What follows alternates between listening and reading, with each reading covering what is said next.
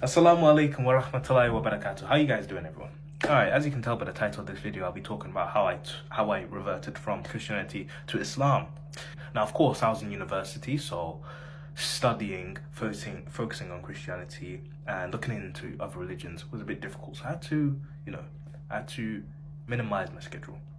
So essentially, I was focusing on studying and I was focusing on skim reading passages of the Bible. Since my mother gave me Psalms every day, it was easy for me to just read those, skim read those, and then say the heavenly prayer, right? As well as look in the passages of her Bible, which she gave me. She had the New King James version of the Bible. And these had their own Psalms, which I was reading. And, everything was good. Life was good. Life was normal. Life was chill, easy. I didn't really pray much, I'll be honest. I didn't equate giving time to God with the value it truly had, and for that I just didn't pray much. I still, bless my food or something if I was gonna eat, or, all this stuff. But that's just basics. That's not going into the lengths of the religion. So after I finished university, I was actually more focused on Christianity, obviously because I was Christian. I was looking into the Bible a lot more, reading Psalms a lot more. I still didn't pray much because, of course, I didn't understand the value of it. But all in all, everything was fine until I decided to look into the other Abrahamic religions, Judaism, and more specifically, or rather, especially Islam, because I didn't think I'd become a Jew. I didn't think there's no way I'd become some rabbi. No way. I'm not going to do that. And so I just kind of pushed Judaism to the side a little. And I looked a lot into Islam. Honestly, I thought I would be able to understand Islam a little bit more, because with the Abrahamic religions, the thing they have in common is principles. There are certain principles which align with each other, which can be agreed by all religions, right? Some of this stuff can be like sex before marriage, all this sort of stuff, right? These principles, these rules, these laws that are given to us are in commonality with the Abrahamic religion. And so I thought, Islam, okay, yeah, I can understand certain parts of it easily. There was a lot of things I could look into, it's a variety of things that you'd have to take in when you're looking into a new religion. First thing, and the main thing I was looking at, was Christianity versus Muslim, right? Christianity versus Islam, Christian versus Muslim. The places I was looking into these debates were Speaker's Corner, which Dawah centers and stalls that they have in the United States. Of course, for me being Christian at the time, I'd always support the Christian. I'd always be biased, and I'd always think that the Islamic arguments that they propagate don't make sense. That they're either too complicated, too complex, or could be easily dismantled with a little bit of understanding from a Christian, right? And so I always had this bias within me when I was looking into these debates. Of course, I'd still be open-minded, but I'll admit there are times where I can be a bit too biased, right? There are times where I can be like, no, I still disagree with you, all this sort of stuff.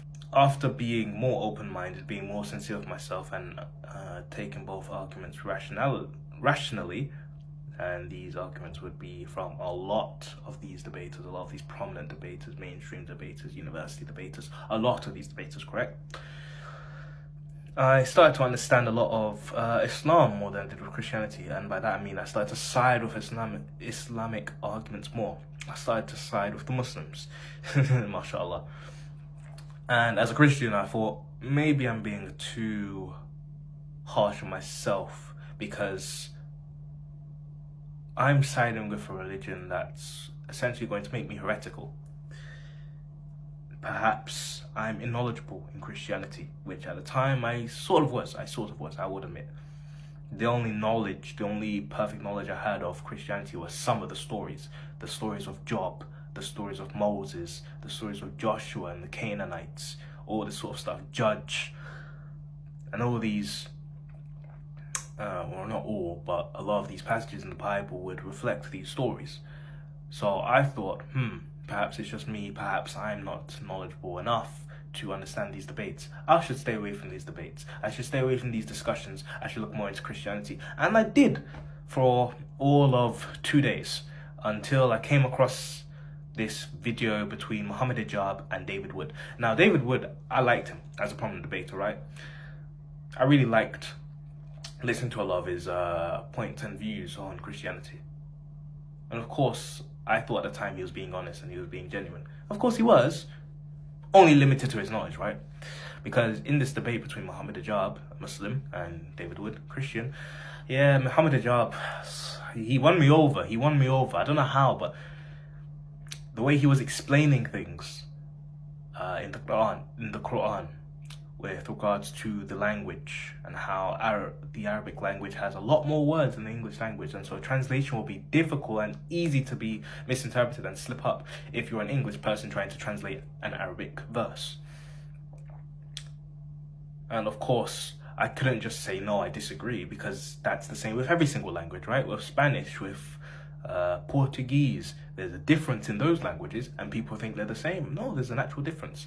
It's the same thing with English and German. There will always be different words used in different circumstances with different meanings. You interpret it one way, Germans interpret it another way. It's always going to be like this. This is a commonality in all languages, and so essentially I couldn't disagree with something that is factually correct. I couldn't argue against that logic, because that logic is the same logic that everyone else should have, right?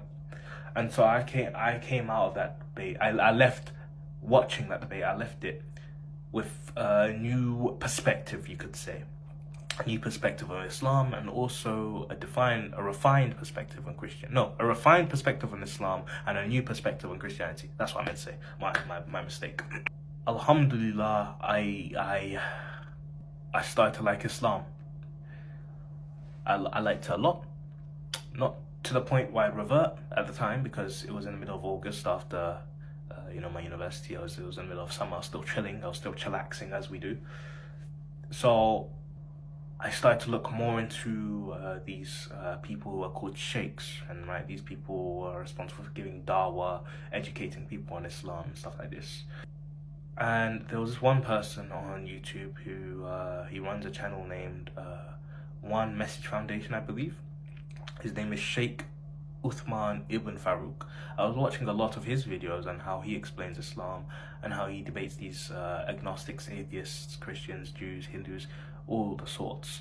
And it occurred to me that maybe the Abrahamic religions are true in certain aspects, but the fact that two of them are possibly corrupt leads a third one to be the only other religion I need to follow, right?